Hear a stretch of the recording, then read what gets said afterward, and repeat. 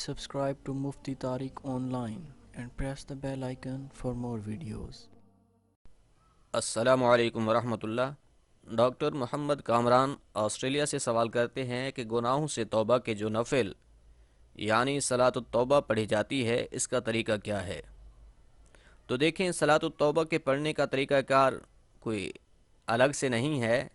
یاد رکھیں، ان نوافل کے پڑھنے کا طریقہ بھی وہی ہے جس طرح عام نوافل پڑھے جاتے ہیں، یعنی یہ کہ اس میں کوئی خاص صورتیں نہیں پڑھی جاتی، یا پھر ان نوافل کی ادائیگی کا کوئی الگ اور خاص طریقہ بھی نہیں ہے، بلکہ جس طرح عام نوافل پڑھے جاتے ہیں اسی طریقے سے ہی صلاۃ التوبہ کے نوافل ادا کیے جاتے ہیں۔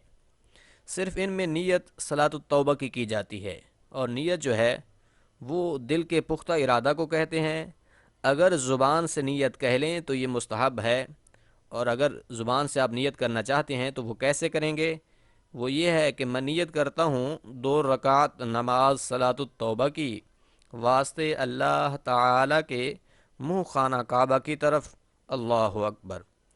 اب تکبیر تحریمہ کہہ لینے کے بعد ثنا پڑھیں، تعوذ اور تسمیہ پڑھیں، پھر اس کے بعد سورۃ فاتحہ پڑھیں، اس کے بعد جو بھی سورت آپ کو یاد ہے وہ پڑھیں۔ اس کے لیے کوئی خاص سورت نہیں ہے، جو بھی آپ سورت آسانی سے پڑھ سکتے ہیں وہ پڑھیں۔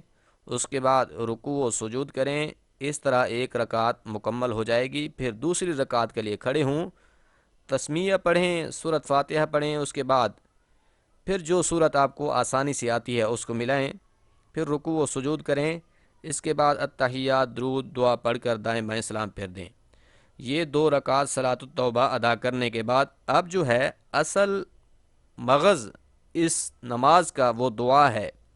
اب اللہ سے گناہوں کی معافی مانگنی ہے، اللہ کی بارگاہ میں گڑ گڑا کر رو رو کر اپنے گناہوں کی بخشش طلب کرنی ہے۔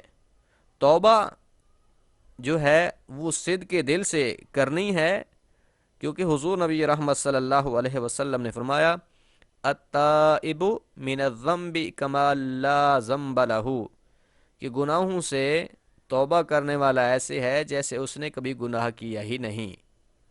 گناہ سے انسان اللہ کے در سے دور ہو جاتا ہے، اللہ کی رحمتوں اور برکتوں سے محروم رہ جاتا ہے۔ تو توبہ کا مطلب ہی یہی ہوتا ہے کہ جو بندہ گناہ اور نافرمانی کی وجہ سے اللہ کی رحمتوں اور برکتوں سے دور ہوا ہے، وہ پھر اللہ کی بارگاہ میں لوٹ آئے، اللہ کی بارگاہ میں رجوع کرے۔ تو جو بندہ رجوع کرتا ہے، اللہ کریم اسے اپنی پناہ دے دیتا ہے، اس کو اپنی رحمتوں میں ڈھانپ لیتا ہے۔ بہت اچھی بات ہے کہ گناہوں سے سچی توبہ کریں۔ سچی توبہ کا کرنے کا مطلب یہی ہے کہ ہم گناہوں سے پکے پکے لوٹ کر آ جائیں، اللہ کی رضامندی والی زندگی گزاریں، نافرمانی اور گناہوں کے راستوں کو چھوڑ دیں، اللہ اور اس کے رسول صلی اللہ علیہ وسلم کی خوشنودی والے کام کریں۔ امید ہے بات سمجھ آ گئی ہوگی۔ اللہ عمل کرنے کی توفیق بخشے، آمین۔